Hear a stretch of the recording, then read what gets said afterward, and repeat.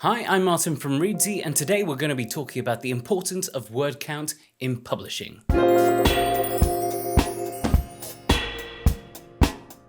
Everyone says that you should write the book you want to read, and you may very well like to read big old books. But if you're hoping to publish, especially through traditional means, then word count matters, and having a manuscript that's over 150,000 words long may not be doing you any favors. So today I want to talk about why debut authors should be keeping things tight, and how staying within industry standard word counts can improve your chances of getting published.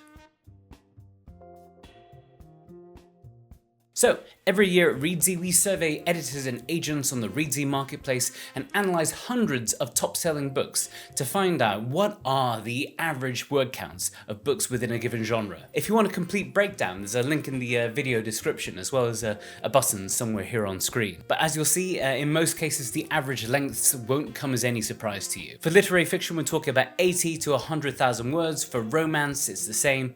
YA, of course, with somewhat younger readers between 55,000 and 80,000. And of course, if you've walked into the fantasy or science fiction section of any bookshop, you'll recognize those thicker spines. So those averages are 100 to 115,000 words. As a debut author, you are an unknown quantity, and publishers are ideally looking for low-risk, high-potential investments. On one level, a tight manuscript shows that you understand the industry and you know your market. Say, for example, you were to design a new car for the Italian market. You wouldn't make a massive 4x4 that wouldn't fit through their tight roads, would you? You'd probably look to build a tiny car with only enough luggage space to pack a small box of cannoli. But I digress.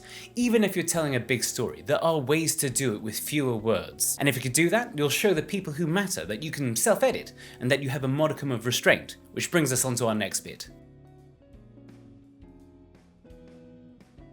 Agents are busy, editors are busy, so when they see a 180,000 word manuscript land in their inbox, the first thing that pops into their mind probably isn't, "Ooh look, a sprawling masterpiece, my lucky day." It's more like, "Oof, what am I getting myself into?" The thing you might not know is that agents often work very closely with their clients to get manuscripts ready for submission. So very often, they will be your first editor. And if an agent already has a dozen clients on their list, will they want to add you to their roster?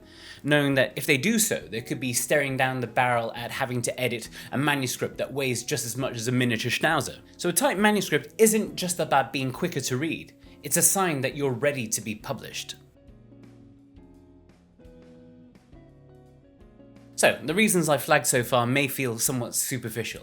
If your book is great, then why does it matter if it's long? And if an agent doesn't want to work with a long book, why not find an agent who isn't a lazy schmuck? But one of the biggest points you have to confront is that publishing costs go up with word count. Editing, typesetting, proofreading, all of these scale up with the length of your book. Printing longer books costs more. It's thicker, they've got more paper, even the spine is thicker, so you need more card for that. Shipping a heavier book costs more than a lighter book. If you go to the bookshop, you'll notice that you don't pay twice as much for a book that's twice as long. Not to mention that bookstores have finite shelf space.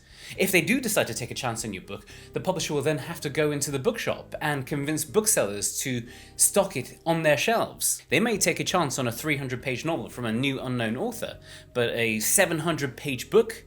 That's a big ask. Even reviewers are more likely to say yes to reviewing a book when they know they won't have to donate 7 hours to reading the bloody thing. And lastly, don't forget about your reader. Even if you're just writing this book for you and anyone who wants to read it can come along for the ride, for every 10,000 words you add to your book, you're asking readers to spend another hour reading it. An hour that they could otherwise be spending making memories with their family or continuing with their cutting-edge cancer research. Okay, guilt trip over.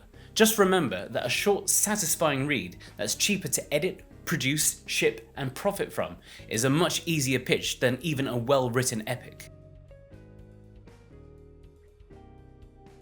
Something weird happens when you become a bestseller who makes a publisher millions and millions of dollars. They allow you to bend the rules a bit. Years before he became an author who sold over 200 million copies, Stephen King's first book, Carrie, was only 60,000 words long. That's tight. Think of it like film. First-time directors don't get handed the keys to a Marvel movie. They first cut their teeth on well-executed indies that show that they can tell a story and bring in a production under budget. Then they get a shot at the bloated 3-hour epic.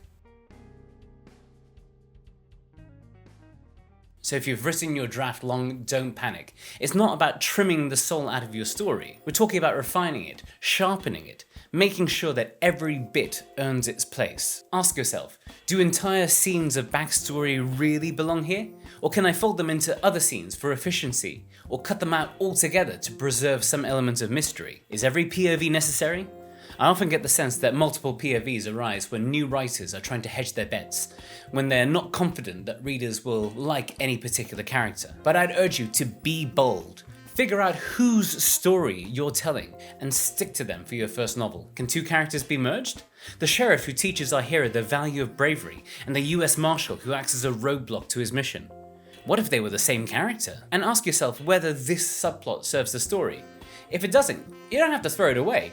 Just keep it in a drawer. Who knows? You may get to use it again someday. Think of word counts not as a limitation, but an incentive to focus your storytelling. So yes, write the book you want to read. But if you want others to read it, especially if it's through traditional publishing, keep it tight. Stay in the zone. Make a strong first impression. If you want to see where your novel stands, check out our free Reedsy Studio tool that will help you track word count, pacing, structure, and all of that. Thanks for watching, and remember to like and subscribe to this channel. And let me know in the comments, do you tend to cut words out of your draft when you revise, or do you tend to add them? I'll see you next time.